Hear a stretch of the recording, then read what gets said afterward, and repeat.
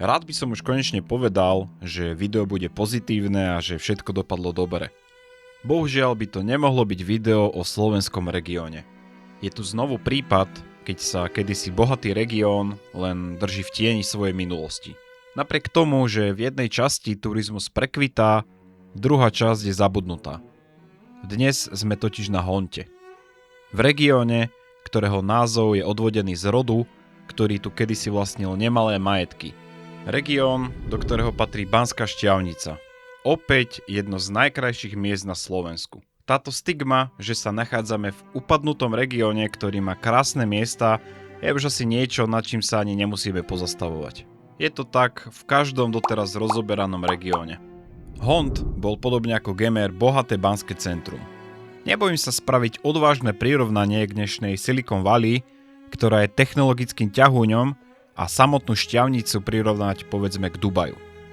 Vďaka ťažbe striebra a zlata to bola pokladnica Uhorska.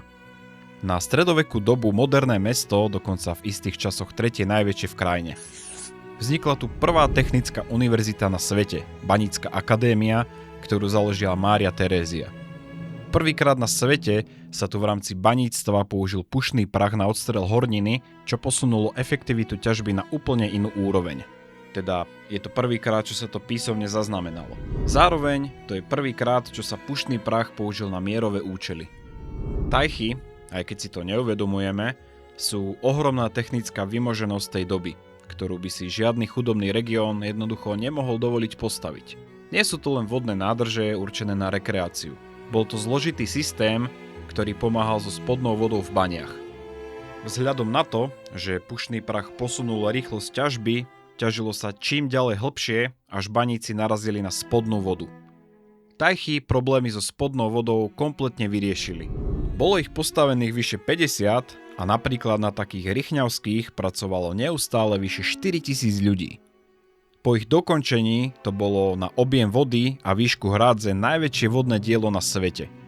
Inak, pomyslíte si, že tajchy boli napustené spodnou vodou z baní, ale ono to bolo naopak.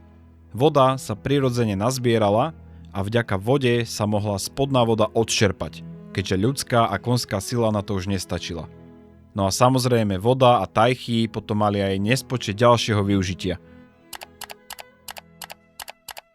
Naši predkovia teda boli šikovní a kreatívni už v 18. storočí. Zvyšok regiónu sa popri Štiavnici viezol. Samozrejme bohatstvo Štiavnice v iných častiach regiónu prítomné nebolo, malo však bohatstvo iné. Úrodnú pôdu, ktorá priemyselné centrum zásobovala. Každý pekný príbeh sa raz skončí. A inak to nebolo ani tu. Začiatkom 19. storočia mala Štiavnica cca 23 až 24 tisíc obyvateľov, nerátajúc predmestia, respektíve aglomeráciu. Znie to pramálo, ale pre porovnanie dnes ich má okolo 9 tisíc. 9 tisíc. A toto je prirovnanie z náhľadového obrázku. Banská Štiavnica si môže dať prívlastok slovenského Detroitu. Aj keď v roku 2026 sa pomaly ale isto stáva celé Slovensko jeden veľký Detroit. V rýchlosti. Detroit padol, pretože bol zameraný len na jeden priemysel. Výrobu aut. Nezvládol však konkurenciu a preto zažil úpadok a podobne ako Štiavnica prišiel o bohatstvo a ľudí. Tu je tá podobnosť so Slovenskom dnes, keďže sme viac menej zameraní len na výrobu aut a mierí proti nám silná konkurencia z Číny. No a v Štiavnici sa stalo niečo podobné, samozrejme s miernymi odlišnosťami.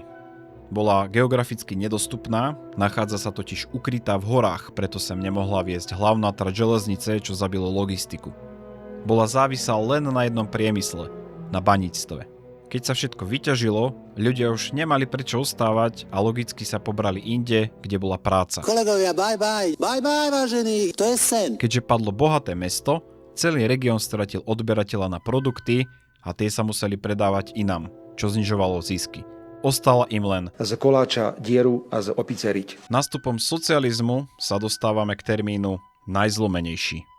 Komunisti nemali veľmi v láske pôvodné regióny, ktoré evokovali feudalizmus a staré režimy.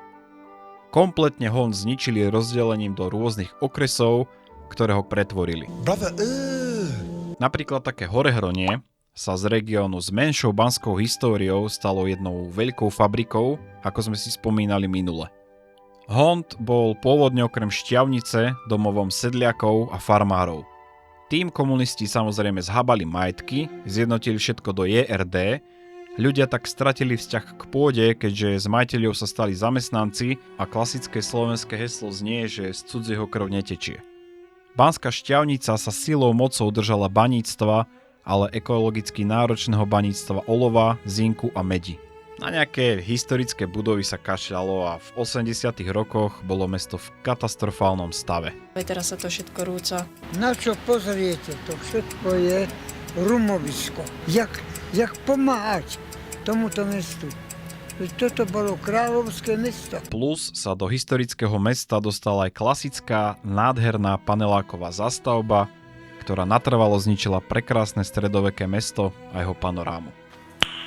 Nice. Región obišli všetky hlavné koridory a zatiaľ čo ostatné regióny ako tak fungovali v plánovanom hospodárstve, tuto išlo od 10 ani nie že k 5, ale možno k 3. Nasledoval klasický šok v podobe trhovej ekonomiky, ktorý bol nutnou záchranou aspoň Banskej Štiavnice. Dnes, keď ňou prejdete, vidíte turistický skanzen. Predražené kaviarne, zrekonštruované námestie, ale hneď za rohom ošumelé budovy, ktoré padajú na hlavu. Z kedysi 3. najväčšieho mesta Uhorska sme spravili len víkendovú atrakciu na ošklbávanie turistov. A to je ten lepší prípad, pretože Hont nie je len Štiavnica. Sú to aj mestá ako Krupina, Dudince či Šahy, na ktoré štát úplne rezignoval. Zatiaľ čo politici v televízii 30 rokov vyplakávajú, aký máme na Slovensku ťažký terén pre stavbu diaľnic, čo je mimochodom pri pohľade na Alpské Rakúsko absolútne smiešná výhovorka, juh stredného Slovenska potichu umiera. Nemáme tu žiadne veľké mesto, ktoré by tento región potiahlo. Malí živnostníci to neutiahnu a veľký investor vám sem fabriku nepostaví z jedného prostého dôvodu. Logistika. Cez Hont pritom vedie medzinárodná európska trasa E77, ktorá spája poľský prístav Gdaňsk s Budapešťou. Na oficiálnych mapách NDS tu svieti krásna plánovaná rýchlostná cesta R3.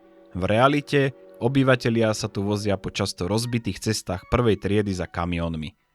Riešenie tohto demografického úpadku a vyľudňovania nie je žiadna jadrová fyzika. Stačí postaviť tú cestu, ktorú sľubujete 10 ročia. Úprimne, pri týchto videách som čoraz viac frustrovaný. Dívame sa na regióny s obrovskou históriou, ktoré dnes slúžia len ako odstrašujúci príklad. Rád by som konečne spravil video, kde to všetko funguje a kde zvíťazil zdravý rozum. Jeden región, kde to ide celkom dobre, na Slovensku máme. Je to síce pre zvyšok republiky trň v oku, ale o tom si povieme na budúce. Zatiaľ si bežte pozrieť video o regióne, ktorý zožral likožrút a ktoré bolo mafiánskym brlhom 90. rokov. Ty kokos, aká gradácia. Čau.